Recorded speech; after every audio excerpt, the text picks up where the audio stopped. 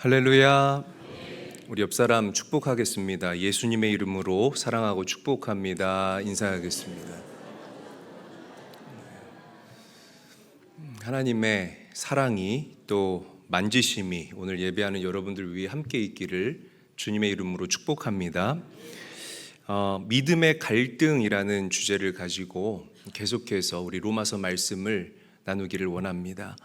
우리가 알다시피 죽음이라는 것은 엄청난 힘을 가지고 있습니다. 일단 죽으면 모든 인간관계가 다 끊어지게 되죠. 그리고 법적인 관계도 다 중단이 되어버리고 맙니다. 빚쟁이도 채무자가 죽어버리면 더 이상 어떻게 손쓸 방법이 없습니다. 그리고 판사도 죽은 자에게 어떤 형을 선고하지 못해요. 형 집행정지가 된다는 것이죠. 그러니까 이 죽음 앞에서 이 세상의 모든 것들이 다 힘을 잃고 무기력해진다라는 것을 오늘 여러분들에게 말씀드리는 것입니다. 영적으로도 이 원리가 그대로 여러분들에게 적용됩니다. 여러분들의 옛사람이 예수님과 함께 십자가에서 죽었기 때문에, 예수님과 함께 십자가에서 어떻게 됐다고요? 죽었기 때문에 더 이상 이 죄의 법이, 사망의 법이, 율법이 여러분들을 주장하지 못하게 됐다는 것이에요. 이 원리를 여러분들이 영적으로 이해하면 예수 그리스도의 십자가가 가지고 있는 그 능력이 얼마나 나에게 깊고 진하게 다가오는지 모릅니다. 저를 한번 따라하죠. 법 아래 있지 않고 은혜 아래 있다. 다시 한번 따라합니다. 법 아래 있지 않고 은혜 아래 있다. 사실 이 법이라는 것은, 그리고 법 아래에 있다라는 것은 죄를 지은 사람에게 해당되는 말입니다. 죄를 범하지 않은 사람에게는 사실은 이 법이 아무런 효력을 발휘할 수가 없어요. 여러분들이 운전을 하고 어디를 간다고 생각해 보시기를 바랍니다. 우리 성도님들 교통법규 잘 지키시죠? 그래요. 한 10명만 잘 지키는 걸로. 그래, 교통법규 잘 지키잖아요. 내가 교통법규를 잘 지키면 갑자기 경찰차를 만나도 우리가 뜨끔하지 않습니다. 그냥 경찰인가 보다 하면서 우리는 내 갈 길을 가요. 그런데 막 그럴 일은 없겠지만 우리 제일교회 성도님들이 어떻게 하다가 실수로 교통법규를 어겼어요. 빨간불에 지나가거나 60km로 가야 되는 100km로 달리다가 경찰을 딱 맞닥뜨리면 어떻게 되죠? 그때부터 가슴이 두근두근합니다. 왜 그러죠? 내 죄를 지었으니까 그러는 거예요. 그러니까 법이라는 것은 법을 어긴 사람에게 그때부터 그 효력을 발휘하게 되는 게 법이에요. 이게 바로 법 아래 있다라는 말의 어떤 정의라고 이야기를 할 수가 있습니다. 그러면 세상에서 법을 잘 알고 또 법에 대해서 굉장히 예민하게 반응하는 사람들이 누구일까요? 법조인들이겠죠. 판사나 검사나 변호사들. 그런데 이런 법조인들을 제외하고 법에 대해서 정말 예민하게 반응하는 사람들이 누구냐면 범죄자들입니다. 막 상습적으로 남의 물건을 훔치는 그런 도둑이 있어요. 그럼 이 도둑들은 우리가 학교라고 그러잖아요. 학교를 하도 많이 왔다 갔다 하니까 내가 이거 훔쳐가지고 경찰에 걸리면 내가 얼만큼 들어가서 어떤 법에 걸려 며칠을 있다가 나와야 되는지 누구보다 잘 압니다. 변호사, 판사보다 더 잘 알아요. 하도 많이 왔다 갔다 하니까. 제가 아는 어떤 분이 횡단보도에서 사람을 쳤거든요. 그래서 이분의 실수예요. 그래서 이 사람하고 합의를 봐야 되는데 합의를 해주지를 않는 거예요. 그래서 석 달 동안 이분이 죽을 고생을 했습니다. 합의를 하기 위해서.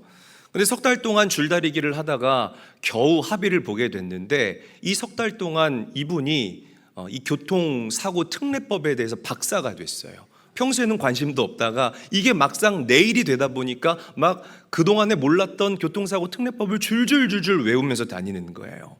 여러분, 우리가 율법 아래 있을 때 그랬습니다. 예수님을 알기 전에 율법 아래 있을 때에 사실 우리 중에 그 누구도 나는 율법과 아무 관계가 없다라고 이야기할 수 있는 사람 이 자리에 아무도 없어요. 왜? 율법을 100%다 지키면서 살았던 사람이 이 자리에 아무도 없기 때문에요. 저도 그렇고 여러분들도 마찬가지라는 거죠. 그래서 모든 사람들이 율법 아래 그리고 죄의 정죄 아래 있게 됐다는 것입니다. 그런데 정말 감사한 것은 여러분들의 옛사람이 예수 그리스도와 함께 십자가에 죽고, 그러자 여러분들은 죄에 대해서 죽은 자가 되었고 율법의 정죄에 대해서도 벗어나게 된 자가 된 줄로 믿으시기를 바랍니다. 할렐루야. 더 이상 우리가 죽었기 때문에, 죽으면 법이 그 어떤 효력도 발휘할 수 없잖아요. 내가 죽었기 때문에 더 이상 율법이 여러분들을 정죄하거나 묶어두거나 또 여러분들을 괴롭힐 수가 없게 됐다는 거죠. 그래서 오늘 이 말씀에 대해서 이 사도 바울이 아주 재미있는 이야기를 우리에게 이야기를 합니다. 자, 바로 결혼의 비유예요. 남자와 여자가 사랑하면 결혼을 하지 않습니까? 이렇게 결혼하듯이 우리가 율법이라는 이 존재와 결혼을 한 존재였다는 거예요. 원래가 우리가 율법이 신랑이고 우리는요 신부인 거예요. 신랑이 누구라고요? 신랑이 누구예요? 율법이라고요. 율법이라는 신랑과 우리가 신부예요. 그러니까 율법과 결혼한 자로 우리가 살고 있었다는 거죠. 그런데 이 율법이요 굉장히 폭군 남편입니다.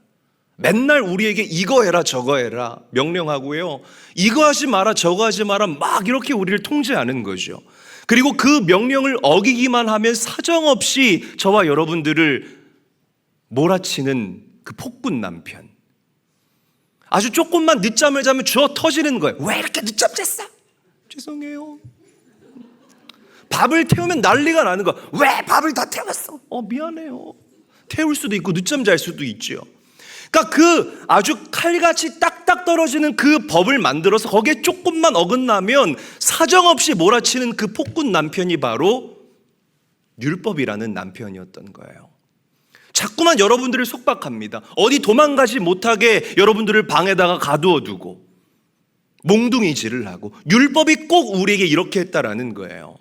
물론 율법 자체는 굉장히 선합니다. 그러나 그 율법 앞에만 서면 왜 이렇게 우리가 죄인처럼 작아지는지 모르겠습니다. 이게 바로 율법의 본질이라는 거죠. 자, 그렇다면 어떻게 이 율법이라는 폭군 남편에게서 우리가 벗어날 수 있을까?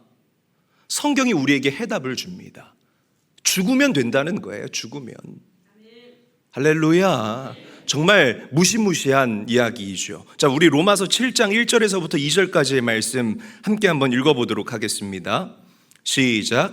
형제들아, 내가 법 아는 자들에게 말하노니 너희는 그 법이 사람이 살 동안만 그를 주관하는 줄 알지 못하느냐. 남편 있는 여인이 그 남편 생전에는 법으로 그에게 매인 바 되나 만일 그 남편이 죽으면 남편의 법에서 벗어나는. 자, 우리 빨간 글씨만 한번 읽어보겠습니다. 시작. 죽으면 법에서 벗어나느니라. 다시 한번요. 시작. 죽으면 법에서 벗어나느니라. 그러니까 이게 무슨 말이냐면 남편이 죽던 아내가 죽던 죽으면 끝난다는 거예요. 그런데 이 폭군 남편인 율법은 죽을 수가 없어요. 그러면 누가 죽으면 되느냐? 내가 죽으면 되는 거예요. 아멘. 내가 죽으면 더 이상 율법이라는 그 스트릭한, 아주 그 엄격한 남편에게 더 이상 시달리지 않아도 된다는 거죠. 여러분, 우리가 죽는 것, 이것이 바로 율법의 지배에서 벗어날 수 있는 가장 유일한 그리고 빠른 길이라는 사실을 믿으시기를 바랍니다. 그렇다고 집에 가서 속삭이는 남편 앞에서 내가 죽어야지 인간아, 그러지 마세요, 여러분.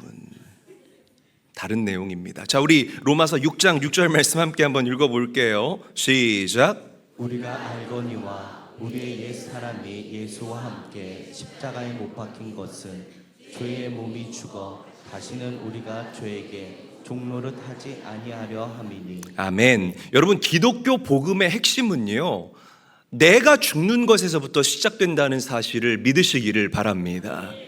내가 죽어야 돼요. 내가 죽지 않으면 아무리 막 정말 생명에 살아있는 하나님의 말씀이 여러분들에게 뿌려져도요, 그 말씀이 절대로 자라나지 못합니다. 내가 죽은 그것이 영적인 걸음이 되어서 여러분들의 그 마음의 토양을 옥토로 만든다 이 말이에요. 내 마음이 옥토가 되지 않으면 길가에 뿌려진 씨앗, 그리고 돌짝밭에 뿌려진 씨앗, 가시덤불에 뿌려진 씨앗과 같이 하나님의 말씀이 절대로 자라날 수 없다 이 말입니다.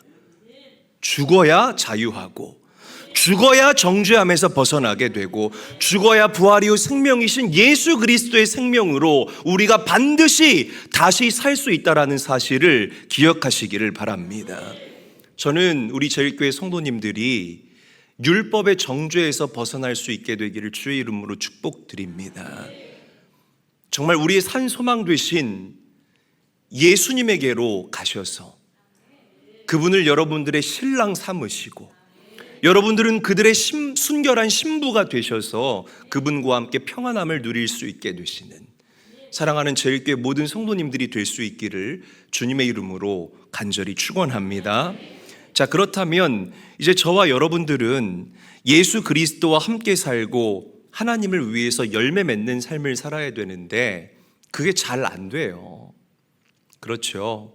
왜? 옛날 죄를 따라 살던 이 옛 본성이 여러분들 안에 그대로 남아있기 때문에 그렇습니다.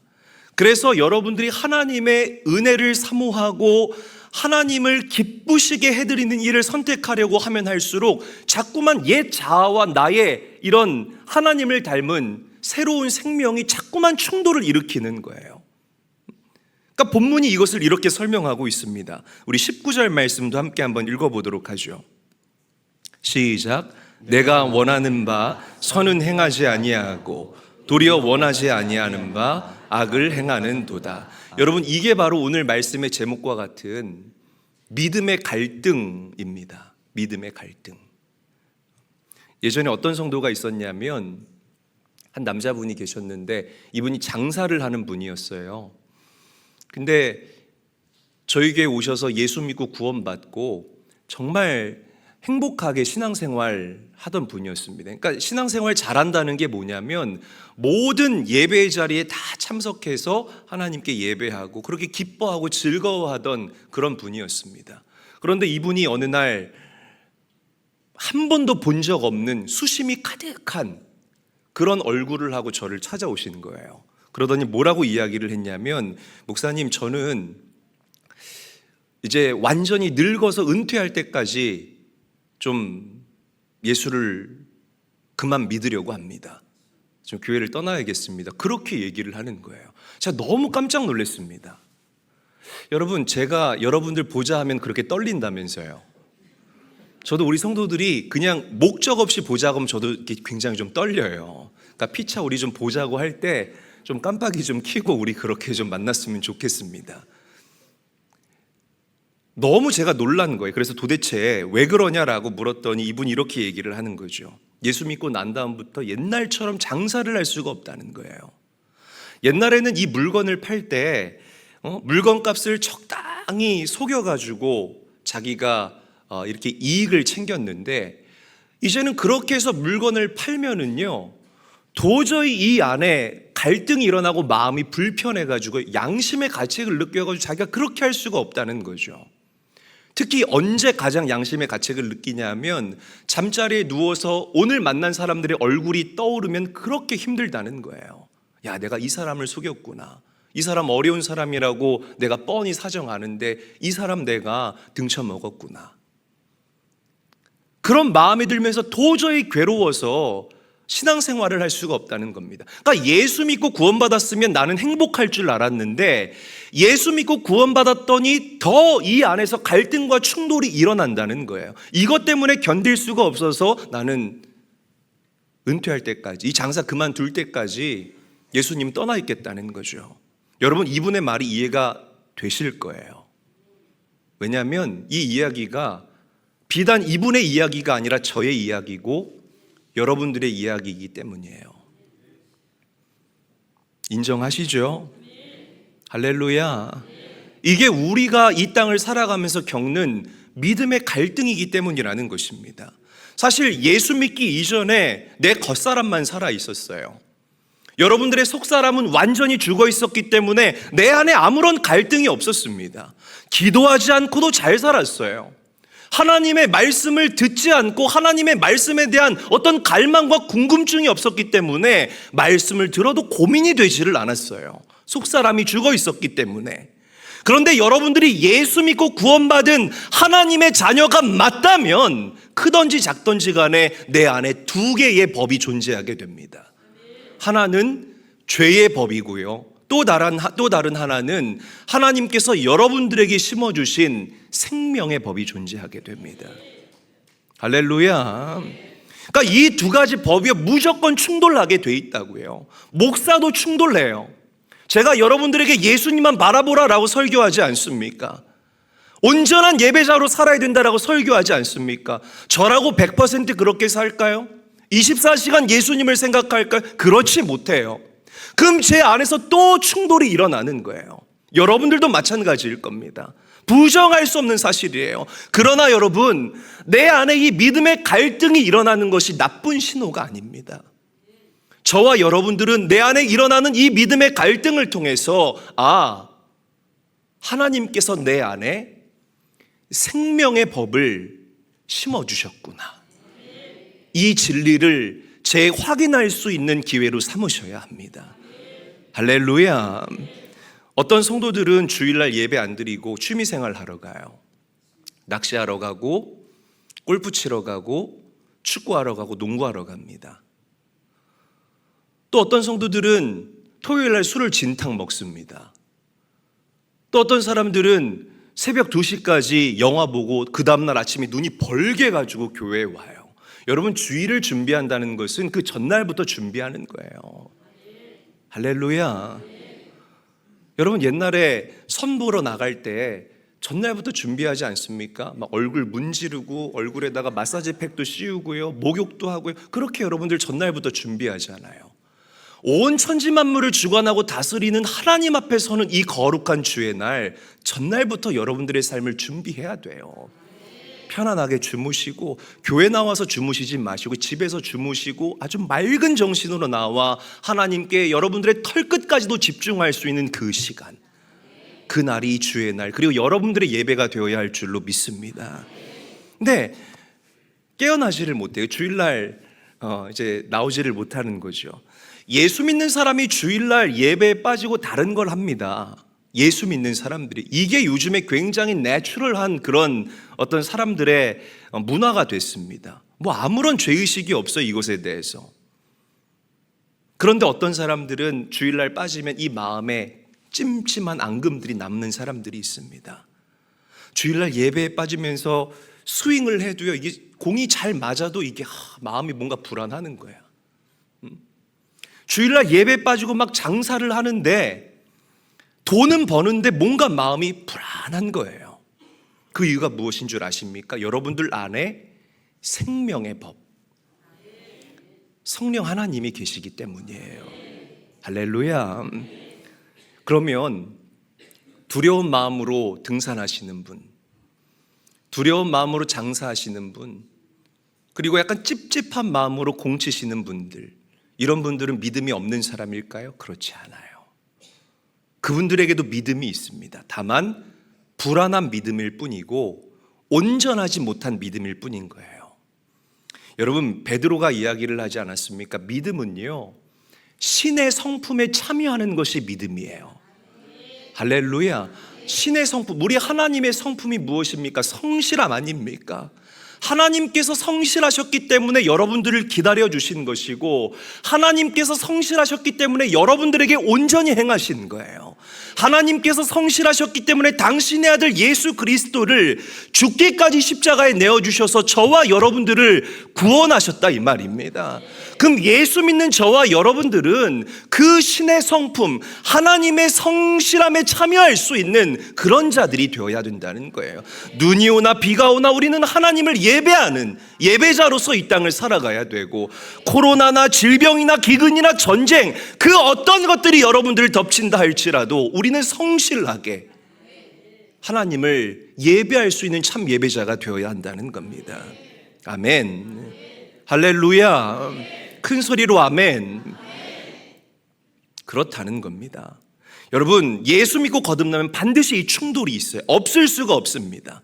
더 경건하게 살려면 더 부딪히게 되고, 더 순종하려고 하면 내 안에 죄와 어둠과 빛의 세력이 충돌하게 되는 그런 일들이 반드시 일어나게 됩니다. 기억하시고 명심하셔야 됩니다.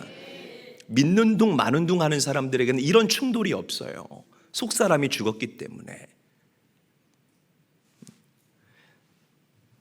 저는 우리 제일교회에서 새롭게 신앙생활 하시는 분들 가운데 이런 믿음의 갈등이 있는 분들이 계신다면 안심하시기를 바랍니다.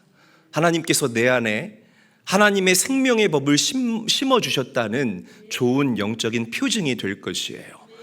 오늘 여러분들을 도전합니다. 더 하나님을 기쁘시게 하는 일 가운데에 여러분들의 삶을 확정하시고 고정할 수 있는 귀한 여러분들의 인생이 될 수 있기를 주님의 이름으로 간절히 축원합니다. 자, 바울이 그랬어요. 바울에게 이런 믿음의 갈등이 있었다는 거예요. 바울에게. 그래서 바울이 모순투성이인 자신의 모습을 보면서 탄식하는 겁니다. 오라, 나는 곤고한 자로다. 이 사망의 몸에서 누가 나를 건져낼까? 바울의 탄식이에요. 이방인의 사도로 자처했던 이 사도 바울에게도 이 믿음의 갈등이 있었다는 거예요. 여러분, 사도 바울 하면 어떤 모습이 상상이 됩니까? 오직 예수 그리스도와 예수님의 십자가만 전하기로 작정했던 그 사도 바울, 이 세상에 자랑할 만한 것들을 다 분토처럼 버렸던 그 사도 바울, 입만 열면 찬양이 나올 것 같았고, 어떤 어려움이 오면 이 사도 바울은 거뜬히 이길 수 있을 것 같지 않습니까? 그런데 그렇지 않았다는 거예요. 이 사도 바울 안에도 겉사람과 속사람의 충돌이 있었다는 거예요. 그래서 사도 바울이 오라 라는 이 탄식을 했다라는 거죠. 안심이 되지 않습니까? 위로가 되지 않습니까, 여러분?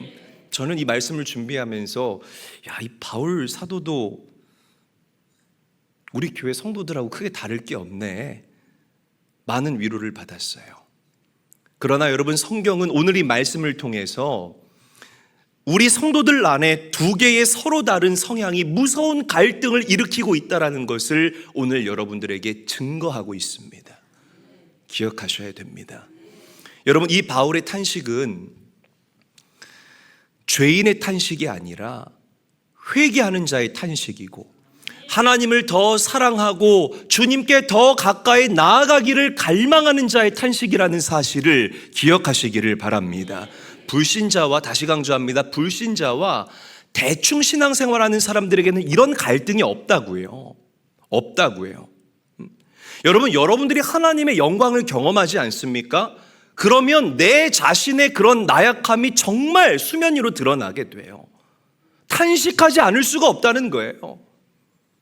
하나님의 영광을 여러분들이 경험하게 되면 그 하나님의 영광과 비교되는 내 자신의 추악함과 더러움 때문에 우리가 이 바울과 같이 오라, 나는 곤고한 자로다 탄식하지 않을 수가 없다는 겁니다.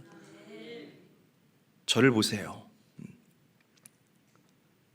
여러분, 이 바울의 탄식을 이해하기 위해서는 이 사망의 몸에 대한 깊은 이해가 여러분들에게 필요할 거예요. 그 당시에 이 십자가, 가장 추악한 이 죄인을 죽이는데 이 십자가형으로 이 죄인들을 죽이지 않았습니까? 이 십자가형에는 세 가지 종류가 있다고 해요. 첫 번째는 그냥 이 죄인을 매달아 두는 겁니다. 그냥 매달아 둬요. 그러면은 뜨거운 태양이 이 죄인을 내리쬐지 않습니까? 그럼 막 목말라 하다가 탈수에 걸려가지고요, 이 죄인이 시름시름 죽어가는 거예요, 십자가에서. 그러다가 독수리가 날아다니다가 막 눈알도 파먹고 코도 잘라먹고 배도 막 후벼 파먹고 그렇게 하다가 죽게 되는, 이게 바로 십자가형의 첫 번째입니다. 자, 두 번째 십자가형은 우리 예수님이 돌아가신 십자가형이 있어요. 사람들을 이 손에다가 대못을 박아가지고요, 그리고 다리에다가 대못을 박아서 십자가를 세웁니다. 그러면 쭉 하고 팔다리가 찢어지겠죠? 그리고 이 옆구리를 창으로 쿡 찌르는 거예요. 그럼 물과 피가 막 쏟아져 나올 것 아닙니까? 그렇게 십자가에 달려서 아파 하면서 하다가 죽어가는 것, 이게 바로 십자가형의 두 번째 종류고요. 자, 마지막 세 번째, 이것보다 더 잔인한 방법이 있는데, 살인자들 있잖아요. 그럼 이제 자기가 죽인 그 시신이랑 이 살인자를 십자가에다 페이스 투 페이스 묶는 거예요. 무슨 말인지 알아요? 눈과 눈을 맞대서 묶고, 입과 입을 맞대서 묶고, 팔과 팔을 맞대서 묶고, 다리와 다리를 맞대서 묶어요. 그럼 이미 죽은 시신과 묶으면 이 시신이 어떻게 되죠? 점점점 썩어가죠. 썩어가면서 이 시체에 있는 모든 균들과 온갖 더러운 것들이 살아있는 사람에게 그대로 이렇게 전염됩니다. 그래서 산채로 내 살이 썩어가는 거예요. 그러면서 십자가에서 서서히 죽어가는, 정말 지독하죠. 밥맛 떨어진다, 그죠 여러분? 그러니까 이 바울이 말하는 이 사망의 몸이 바로 이 세 번째를 이야기를 하는 겁니다. 내 옛사람이 죽었어요. 그런데 그 옛사람의 잔재가 그대로 남아있어서 나를 자꾸만 죄로 오염시키고 죄로 자꾸 물들인다는 거예요. 이게 바울의 고백이었다는 것입니다. 그러니까 바울이 탄식할 수밖에 없었던 거예요. 이 사망의 몸을 도대체 어떻게 할까? 이거 어떻게 치워버릴까? 자, 그런데 여러분, 우리가 분명한 것은 내 자신만을 바라보게 되면 우리가 사도 바울처럼 탄식할 수밖에 없습니다. 그러나 여러분들이 예수님을 바라보게 되면 승리할 수 있다는 사실을 믿으시기를 바랍니다. 할렐루야. 자, 로마서 7장 25절 말씀 함께 읽어보죠. 시작. 우리 주 예수 그리스도로 말미암아 하나님께 감사하리로다. 그런즉 내 자신이 마음으로는 하나님의 법을, 육신으로는 죄의 법을 섬기노라. 아멘. 여러분, 바울의 탄식이 갑자기 확신으로 바뀌는 기가 막힌 순간이라는 것입니다. 새로운 남편, 이제는 율법이 아니라 새로운 신랑 되신 그 예수 그리스도께서 내 안에 생명의 법을 집어넣어 주셨다라는 이 확신이 바울에게 드는 순간 바울이 깨닫게 됐다라는 거예요. 여러분, 더 재미있는 것은 24절에서 바울이 탄식했거든요. 오라라는 탄식을 냈어요. 그런데 25절에서 갑자기 분위기가 반전됩니다. 나는 예수로 말미암아 감사리로다. 여러분, 그 어떤 접속사가 없습니다. therefore 이라는 접속사도 없고 thus라는 접속사도 없습니다. 그냥 갑자기 분위기가 반전된다라는 거예요. 어떻게 이런 갑작스러운 전환이 있을 수가 있을까? 여러분, 여기에는 놀라운 메시지가 담겨져 있습니다. 우리 제일교회 성도들 안에 이런 충돌이 있을 수 있다라는 거예요. 여러분들이 여러분들의 모습을 보면서 오라라고 탄식할 수 있다라는 겁니다. 그러나 이 오라라는 탄식의 자리에 오래 머물러 있어서는 안 된다는 것입니다. 할렐루야. 갈등이 있을 수가 있어요. 자기 모순을 보고 괴로워할 수 있지만 그 번민과 고뇌와 갈등과 탄식의 자리에 오래 머물러 있으면 그것이 우리에게 주는 영적인 유익이 하나도 없습니다. 기억하시기를 바랍니다. 옛날 우리 어른들은요, 이 탄식의 자리에 오래 머무는 것을 은혜로 알았습니다. 그래서 옛날 어르신들의 가장 즐겨 부르는 애창곡이 뭐였죠? 천부여 의지없소서. 손 들고 옵니다. 그 부르시면서 얼마나 많은 우리 할머니 세대들, 우리 아버지 세대들이 그렇게 울며 기도했는지 몰라요. 그 이유가 뭐냐면 울어야 은혜 받는다고 생각했기 때문이라는 거죠. 여러분, 회개하는 것 정말 중요해요. 정말 중요합니다. 우리가 하나님께 가까이 나아가기 위해서는 반드시 회개하고 통회하고 자복해야 되는 그 역사가 우리에게 있어야 합니다. 그러나 저는 우리 제일교회 성도들의 그 신앙생활이 울다가 끝나는 신앙생활이 되지 않기를 원한다는 거예요. 사도 바울처럼 울면서 오라 나는 곤관자로다 번민할 수 있습니다. 그러나 거기서 끝나지 않고 예수님께 하나님으로 말미암아 감사리로다. 반드시 여러분들의 신앙생활은 감사리로다의 은혜까지 나아가야 할 줄로 믿으시기를 바라요. 왜? 오라라는 탄식과 번민이 여러분들을 구원하는 게 아니기 때문에 그렇다는 거예요. 오직 예수님만이 여러분들을 구원하십니다. 그분의 십자가와 그분의 그 십자가의 은총이 저와 여러분들을 자유케 한다는 사실을 잊지 않게 해두시기를 바라요. 저를 따라합니다. 오라라는 탄식은 짧아야 합니다. 옆 사람과도 인사하죠. 오라라는 탄식은 짧아야 합니다. 인사하겠습니다. 여러분, 탄식하다가도 재빨리 여러분들의 산 소망 되시는 예수 그리스도를 붙잡으시기를 주의 이름으로 축복합니다. 우리 안에 오신 예수 그리스도, 나의 신랑 되신 예수 그리스도, 나를 견인하시는 그 예수 그리스도, 내 안에 생명의 법을 심어주신 그 예수 그리스도, 그분을 바라보고 그분의 은혜와 사랑을 노래할 수 있는 자들이 되시기를 주의 이름으로 간절히 축원합니다. 주님을 찬송하면서 할렐루야 할렐루야, 내 앞길 멀고 험해도, 내 앞길 멀고 험해도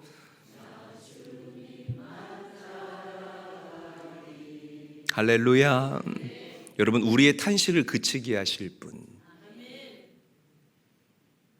우리를 새롭게 하실 분, 그분은 오직 우리 예수 그리스도라는 것 믿고 감사하시기를 바라요. 그래서 로마서 8장에 넘어가면 사도 바울이 이렇게 선포합니다. 우리 로마서 8장 1절에서부터 2절까지의 말씀 함께 읽어보겠습니다. 시작. 그러므로 이제 그리스도 예수 안에 있는 자에게는 결코 정죄함이 없나니 이는 그리스도 예수 안에 있는 생명의 성령의 법이 죄와 사망의 법에서 너를 해방하였습니다. 아멘. 그렇습니다. 예수님이 우리 안에 오시면 그때부터 죄와 사망의 법에서 여러분들은 해방될 것이고 죄를 이기며 살게 되는 은혜를 누리게 될 줄로 믿으시기를 바랍니다. 말씀을 맺겠습니다. 여러분, 여전히 영적인 갈등 속에 살아가는 우리 성도님들이 계십니까? 자주 죄에 걸려 넘어지고 또 그런 자신을 보면서 사도 바울처럼 오라라는 탄식의 자리에 머물러 있는 성도님들이 계실까요? 나는 왜 이럴까? 믿는 사람인데 나는 왜 이렇게 이중적일까? 내 안에 자꾸 이런 충돌이 일어나는 분들, 여러분, 바울도 그런 탄식이 있었다는 사실에 오늘 여러분들이 큰 위로를 받게 되시기를 바라요. 그리고 더 이상 오라라는 이 갈등에만 머물러 있거나 빠져 계시지 마시고 주님의 십자가를 바라보시고 재빨리 하나님께 감사하리로다의 은혜의 자리로 나아갈 수 있는 제일교회 성도님들이 다 될 수 있기를 예수님의 이름으로 축복합니다. 여러분들 안에 오신 하나님의 영, 그 성령 하나님으로 말미암아 날마다 승리하는 우리 사랑하는 제일교회 모든 성도들이 될 수 있기를 주의 이름으로 간절히 축원드립니다.